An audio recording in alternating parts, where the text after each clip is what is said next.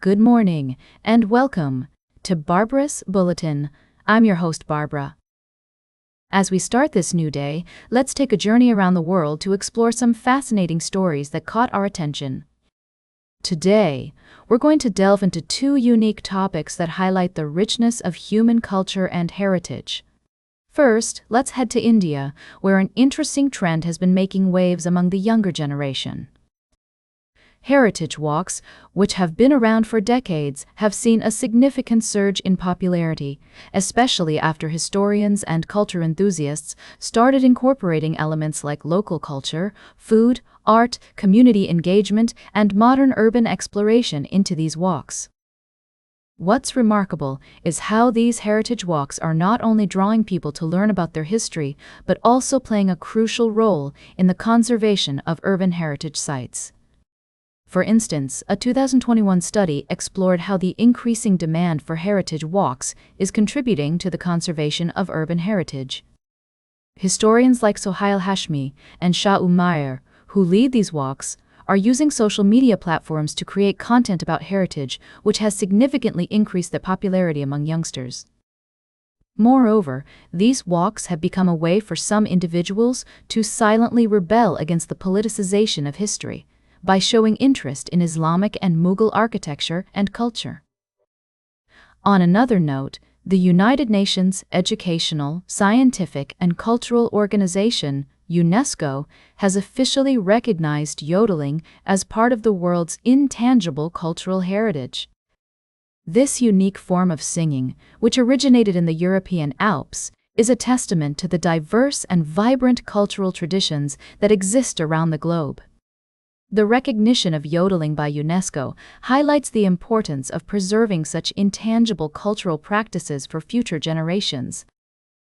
As we explore these stories, it becomes clear that our cultural heritage is a treasure trove of knowledge, traditions, and practices that deserve our appreciation and conservation.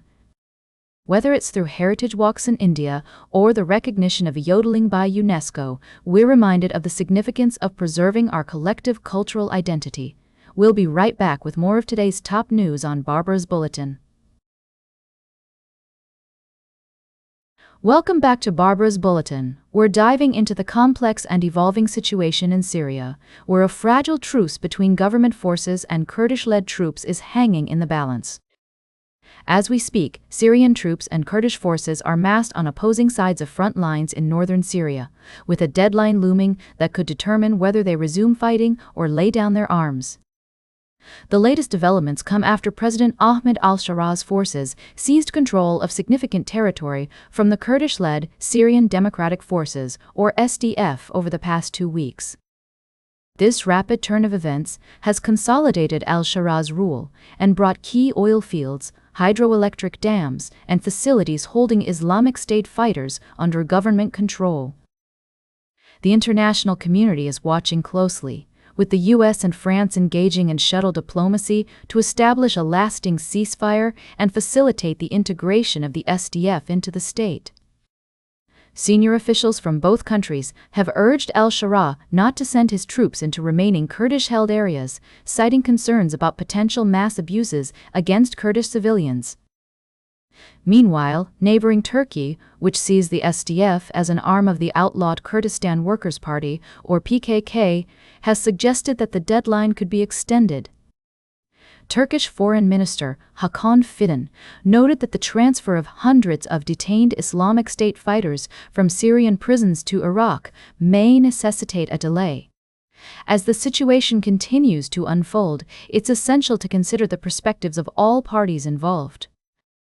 The Kurdish authorities have run autonomous civilian and military institutions in the northeast for over a decade and are hesitant to join al-Shara's Islamist-led government. On the other hand, al-Shara has vowed to bring all of Syria under state control, including SDF-held areas. The clock is ticking, with the fate of northern Syria hanging precariously in the balance. Will the truce hold, or will fighting resume? The answer remains uncertain, but one thing is clear. The international community must continue to push for a peaceful resolution that respects the rights and interests of all parties involved. Welcome back to Barbarous Bulletin. I'm your host, Barbara. As we wrap up today's show, we're going to take a closer look at two significant stories that have been making headlines in the world of immigration. First, let's dive into the story of Temporary Protected Status, or TPS, for migrants from Ethiopia and Myanmar. For those who may not be familiar, TPS is a program that provides temporary protection from deportation for individuals from countries experiencing armed conflict, natural disasters, or other extraordinary conditions.